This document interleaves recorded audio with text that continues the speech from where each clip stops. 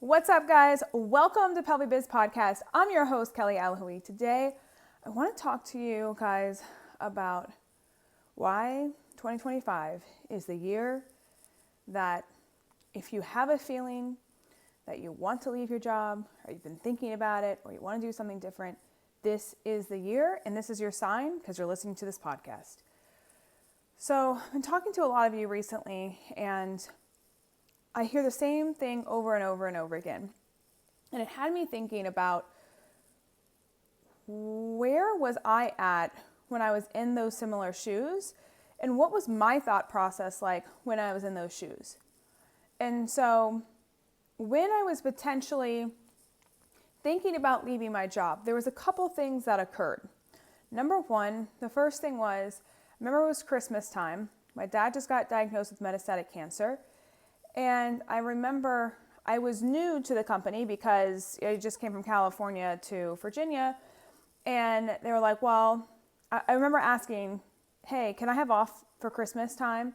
And they were like, no, because you were the newest person on the block. Now, mind you, there was new grads there and whatever else. But because I was a new person to the company, they were like, no, you need to stay and work during Christmas. And I was just like, this is crazy. I don't know if my dad is going to make it 2 weeks, 6 months, a year, 3 years. I didn't know at that time. And I was like, okay, that's kind of strike number one. And then as I started to work for the company more and more, I realized that notes were more important than the patient. They kept getting on to me about making a progress note, doing my notes and finishing them, checking the box on this thing. I mean, it was so annoying. I just couldn't take it. And for those that know me, I'm not like the check the box kind of person. I'm a very creative thinker, outside the box thinker. I thrive when I can just like do things differently. If you put me in a box, I don't do well. And that's what they were trying to do. And I realized, oh my God, I cannot treat the patients how I want to because I have to check all these boxes. And they want me to focus on the freaking notes. But mind you, I have 2 patients an hour. And the patient's sitting there in the chair looking at me like, are you coming? And I'm like, hold on. I got to check these boxes so that you can keep coming here. Oh, wait, I got to do this progress note so that visits don't stop and we lose progress. Oh, wait, by the way, you're 5 minutes late or 10 minutes late. Okay, come on, quickly pull your pants down. Let's do an internal exam. Okay, now bye. Go see my aide. Like, what? Like, and then my aide that has no even experience in exercise is like walking you through the HEP, which was like killing my patients. How is this right? Like, it's not right. And I was just like, I did not go to school for this amount of time to treat the patients this way. And it really, really bothered me. I just knew I could do better. And I'm one of those people that if I can do better than what I used to do, or if I have tools to do things better and I can't use them, then it really bothers me. And it kept getting to me. And then finally, March 2020 hit. And literally like a day before COVID came, I quit my job. Day before COVID. And here are the things that were kind of going through my head before I quit. It probably took me about 2 months to decide, maybe even 1.5, that I was going to do it. Besides those 2 strikes, the notes, and then they wouldn't let me off for Christmas for my father being sick. Number one, I was the only pelvic floor therapist out of 100 orthopedic therapists in this company. This company is a physician-owned company. And we had tons of therapists, tons of locations, and I was the only pelvic floor therapist in the company. And so I thought, well, if I'm not here, who's going to see these patients? And I know some of you guys think that. And the reality is you can see them telehealth. If they need you, you can, train someone else. But the reality is it's not your problem. So don't let that hold you back. Most of you guys are going to be like, well, you're going to try to justify in your head, because I did the same thing. Like, I'm the only pelvic floor therapist, or I've really developed a connection with these people and I don't want to leave them hanging. because we're helpers. We want to help. I'm a big helper. But those patients aren't going to come take care of you when you're sick in your bed because you can't move because you're so sick about the situation that now you're put in. They're not going to take care of you. So why are you, killing yourself for the patients? Like, that's the question you really have to ask yourself. And I'm kind of talking to my past self here, really. And sometimes even current self. But yeah, like, why? Why are you going to do that? Because we're helpers, probably. That's what you're going to say. But you have to realize that. They're actually kind of cock blocking you from building an amazing life. And then your brain's kind of saying, okay, I guess I'll just go with it. Like, don't do that. Don't do it. The other belief I had was like, well, all these other therapists, because I probably worked with about another 15 therapists. They were all orthopedic. And I'm like, these therapists can do it. They can keep up with their notes. They can keep up with a progress note. They can check all the boxes. Why can't I? I was the only one really struggling. Like, for real, the boss would always come and yell at me because I couldn't keep up with my notes. And I'm just like, I can't do this. Like, I don't know. My brain doesn't check the boxes. Like, I need to focus on the patients. I can't focus on the patients and check these boxes. Does not work. So that was really, really frustrating. But then I was like, okay, am I just an idiot? Let me keep trying because I don't like things that I can't do. So I'm like, okay, I'll just keep trying to prove to them that I can do this. But the reality was my mind and my body were like, get out of here. This model does not work for you. And it didn't. Just like school. School did not work for me the way it is done. And I probably should have realized that way back when. Because they put you in a box and they only say you can think this way, you can do it this way, and that's it. But when you unleash me from the box, there's a lot more that can happen. And the same thing with you guys. Second, your brain is able to just do it the way that you believe is right, you're unstoppable. You're really unstoppable. So, let me see what else. I think the other thing was,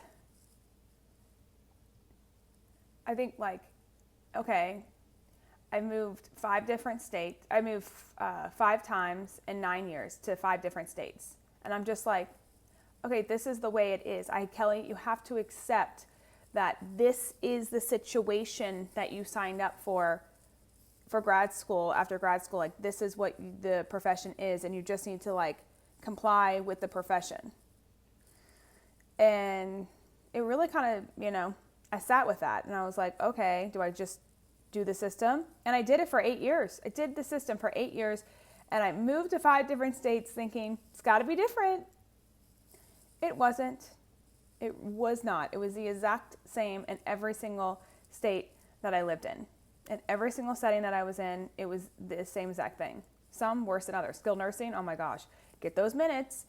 And someone would be dying and they'd be like, did you get your minutes? Oh wait, he's dead. I come back and he's dead. I'm like, yeah, I know. We could not sit there and exercise for an hour. Like, come on. So that was frustrating, and that felt not right either in my gut. We all know. Everyone's experienced this if you've even worked in these fields. So what else? I realized this as well, that I want to move up to clinical director, but then I realized being a clinical director didn't get me that much more, and it actually gave me more of a headache. So maybe I would stay at my job because I'm going to get promoted. Well, do I really want to be promoted? I don't know. It's a question for you to ask yourself. What does that truly give you? Different title? But does it truly change your life?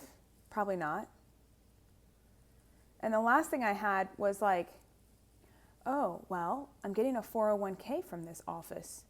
Oh, they're paying for my health insurance. I know health insurance is so complicated, so I don't want to go out on my own, because then I'm going to have to try to find my health insurance through Marketplace, and that just sounds so complicated, and I just can't do it. It's too overwhelming. I'm not going to leave. I need to stay here. Because maybe you are having a baby, or maybe you're having medical issues or whatever else. And I was having medical issues, by the way. Oh, and I have PTO. I have 15 days PTO. Oh my gosh, they're giving me 15 days paid time off. I must stay. Because if I go out on my own, I'm not going to have any of that. Now, want to know the reality? When you work for yourself, you should be putting $20,000 into a 401k. PTO, well, guess what? When you work for yourself, you can have unlimited PTO. Okay? Health insurance, guess what? Probably not going to use it when you work for yourself, and you're probably not going to use it when you're employed with someone else. And if you do use it, great. But guess what? There's another system. It's called cash. And I know most of us are like, oh my God, we don't have cash. But if you go and ask for the cash rate in any service that you need, it will be cheaper than going through your insurance, just FYI. So I tell people, save, if you have medical issues, save 20 to 30% and put it into a separate fund for the times that you need to pay cash for a treatment. And if you do happen to use insurance, then, maybe you're having a baby, or maybe, you have a serious medical issue, like hopefully not, but like cancer or something like that, then you can use the insurance. But other than that, if you pay cash for things, a lot of times it's actually cheaper, guys. It's cheaper. It's just the story that we've been told that you must have all these things and it's going to get you somewhere. And that's just not the case. So I think, as I'm a PT, for those that don't know, but I'm a PT, I think, we were kind of fed this lie of this is what we should be doing, and it's just not true. And, oh, by the way, you'll come out of school and you'll be a doctor and you're going to make all this money. Not true. Not true. I worked for 8 or 9 years. The highest I ever made was $85,000 after 8 or 9 years. It's the highest I ever made. And that was working my tail off. Sometimes when I started my career, because I didn't know better, I was seeing 18 patients a day. 18 patients a day. And I thought this is just normal. Doing 3 hours of notes at night, because I could not touch my notes whatsoever during that period. I remember I was behind like a curtain doing internal exams, screaming at like 2 or 3 of my clients outside the curtain, like, do your exercises, do this. Like, I'm not kidding. That's how I started out, behind a curtain, because we didn't even have a door, doing pelvic floor. So, when I look back at it all and I think, wow, and I get on the phone calls with you guys, it's just so enlightening to me that we all have the same beliefs. The beliefs that don't allow us to move past them to have a better life. And so you got to stop telling yourself that these beliefs are true. And you got to say, you know what? It isn't. And then I say, go find someone, myself, someone else, whoever, that has done the thing. Someone that maybe you admire, someone that maybe you're like, hey, I want that. Like, whatever that is, go find that person and say, how did you get here? That person, I guarantee you, has been through a lot, has a lot of experience, so that they can get you from here to here faster. And that's what you want. You want the least amount of pain with the quickest result possible and the easiest pathway to get there. Because you can do it on your own. You can. I 100% believe that anyone that's listening to this podcast right now, you can do it by yourself. But if you don't have someone guiding you, it's a hell of a lot harder. It really is. And so ultimately, what drove me personally to leave the business was I invested in a coach. I invested in multiple coaches. And they started showing me that I could do things differently. That it's okay to feel that I'm overwhelmed. It's okay to feel that I'm leaving these patients behind. It's okay to feel that I want to take time off when I want to take time off. Like, they started showing me this, and I was like, what? Like, this wasn't even something we talked about. And because of that, it opened my eyes to new possibilities.